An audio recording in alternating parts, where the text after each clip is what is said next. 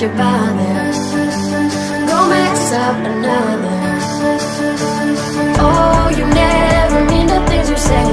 Oh, you never mean the things you say. So hush, don't you bother. Go mix up another.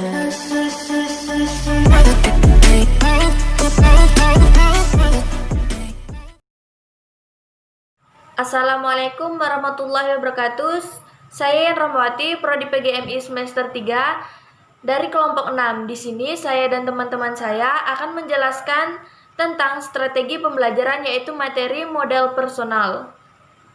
Metode pembelajaran personal merupakan metode pembelajaran yang menekankan kepada proses pengembangan siswa, pengembangan kepribadian individu siswa dengan memperhatikan kehidupan emosional. Hal ini meliputi pengembangan proses individu dan pembangunan serta mengorganisasikan dirinya sendiri.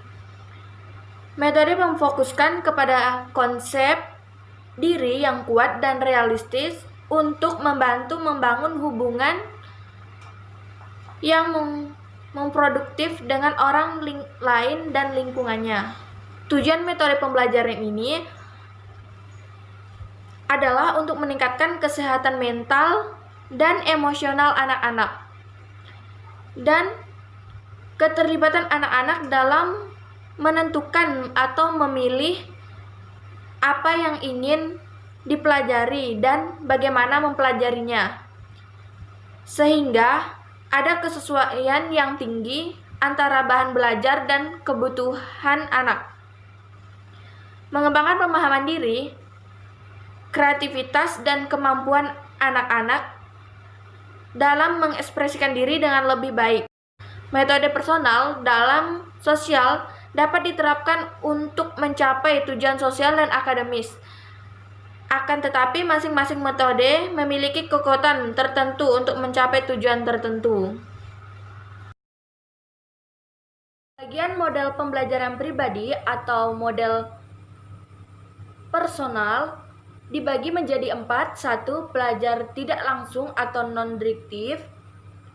2. Pengajar latihan kesadaran. 3. Pengajaran sinetrik. 4. Pengajaran pertemuan kelas. Pengajaran tidak langsung atau non-direktif. Model pembelajaran non-direktif adalah sebagai fasilitator bagi pertumbuhan dan perkembangan peserta didik. Dalam peranan ini, guru akan membantu peserta didik untuk mencari ide-ide baru tentang kehidupannya, baik yang berkaitan dengan sekolah maupun dalam kehidupan sehari-hari dalam kaitannya dengan hubungannya dengan orang lain. Orientasi dan aplikasi pembelajaran non-direktif. Teknik utama untuk mengaplikasikan model pembelajaran non-direktif ini adalah dengan interview, yaitu wawancara tatap muka antara guru dengan peserta didik. Secara umum, Roger mengelompokkan terhadap tahapan dalam model pembelajaran non-direktif ini ke beberapa tahap. Membantu siswa menemukan inti permasalahan yang sedang dihadapinya. Guru mendorong memancing siswa agar dapat mengekspresikan perasaan siswa secara bertahap, mengembangkan pemahaman, kesadaran akan dirinya, dan berusaha menemukan makna dan pengalamannya, menemukan hubungan sebab akibat, dan pada akhirnya memahami menemukan makna dari perilaku sebelumnya.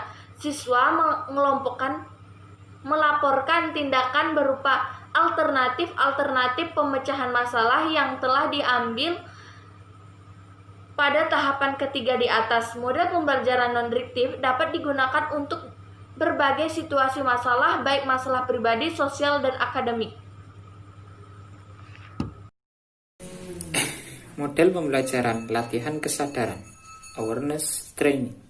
Model ini merupakan suatu model pembelajaran yang ditujukan untuk meningkatkan kesadaran manusia. Model ini dikembangkan oleh William Schutz. Ia menekankan pentingnya pelatihan interpersonal sebagai sarana peningkatan kesadaran pribadi, pemahaman diri individu. 4 tipe perkembangan yang dibutuhkan untuk merealisasikan potensi individu secara utuh, yaitu yang pertama fungsi tubuh, yang kedua fungsi personal, yang ketiga perkembangan interpersonal, yang keempat adalah hubungan individu dengan individu yang lain, sosial, organisasi, dan budaya masyarakat. Orientasi dan aplikasi pembelajaran awareness training. Model ini menjelaskan metode untuk meningkatkan kesadaran hubungan antar manusia yang didasarkan atas keterbukaan, kejujuran, kesadaran diri, tanggung jawab, perhatian terhadap perasaan diri sendiri atau orang lain.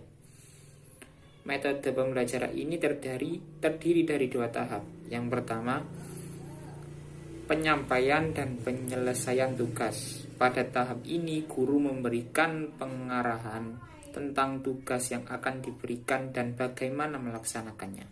Kedua, adalah diskusi antar siswa diminta melakukan sesuatu yang berkaitan dengan teori unknown encounter tadi. Setelah itu mendiskusikannya, refleksi bersama atas apa yang terjadi. Masih sangat sedikit sekolah atau guru yang menerangkan model ini. Permainan-permainan sederhana dapat dilakukan untuk keperluan ini. Model ini juga dapat dilakukan sebagai selingan yang tidak memakan waktu terlalu banyak. Model yang ketiga yaitu pengajaran pertemuan kelas atau classroom meeting. Model ini dipelopori oleh William Glasser. Pertemuan kelas adalah model pembelajaran yang ditujukan untuk membangun satu kelompok sosial yang saling menyayangi, saling menghargai, mempunyai disiplin diri, dan komitmen untuk berperilaku positif. Menurut Glasser, terdapat 3 tipe pertemuan kelas, yakni sebagai berikut. Yang pertama, pertemuan pemecahan masalah. Yang kedua, pertemuan open-ended. Yang ketiga, pertemuan diagnosis pendidikan. Ketiga tipe tersebut berbeda fokusnya. Tipe pertemuan pemecahan masalah menyangkut diri sendiri dengan masalah tingkah laku dan masalah sosial, tetapi dapat pula mengenai persahabatan, kesendirian, dan pilihan jurusan. Orientasi dan aplikasi pembelajaran classroom meeting. Tipe pertemuan open-ended, pembelajar diberikan pertanyaan-pertanyaan pemikiran provokatif yang berkaitan dengan kehidupan siswa. Mungkin pula pertanyaan-pertanyaan yang diajukan berhubungan dengan kurikulum kelas. Model pertemuan kelas ini dapat dilakukan maksimal 3 kali dalam sehari, tapi biasanya sekali sehari sudah cukup, tergantung dari masalah yang dihadapi. Tujuan untuk mendapatkan apakah kelas tidak memahami pelajaran. Dalam hal ini, bukan untuk menilai pelajar, melainkan untuk menemukan apa yang mereka tahu dan mereka tidak tahu. Model personal yang keempat di sini ada model personal sinetik. Istilah sinetik ini berasal dari bahasa Yunani, yaitu sin berarti menggabungkan dan ethics berarti unsur yang berbeda. Model personal sinetik ini dikembangkan oleh William Gordon dan merupakan model pembelajaran yang menggunakan analogi untuk mengembangkan kemampuan berpikir dari berbagai sudut pandang. Kelebihan dari model pembelajaran personal sinetik di sini diantaranya adalah 1. Mampu mengaktifkan atau mampu meningkatkan kemampuan untuk hidup dalam suasana yang kompleks dan menghargai adanya perbedaan. Yang kedua, mampu merangsang kemampuan berpikir secara kreatif. Yang ketiga, mampu mengaktifkan kedua belah otak. Yang keempat, ada mampu mewujudkan pemikiran yang baru. Dalam model pembelajaran sinetik ini memiliki 3 analogi. Yang pertama ada analogi langsung, yaitu kegiatan perbandingan sederhana antara 2 objek atau 2 gagasan. Yang kedua ada analogi personal. Analogi personal yaitu kegiatan untuk melakukan analogi antara objek analogi dengan dirinya sendiri. Yang ketiga, ada analogi konflik, yaitu kegiatan untuk mengkombinasikan titik pandang yang berbeda terhadap suatu objek yang berbeda pula. Nah, itu dia pembahasan atau penjelasan dari 4 model personal, mulai dari non-direktif, classroom meeting, awareness training, dan sinetik.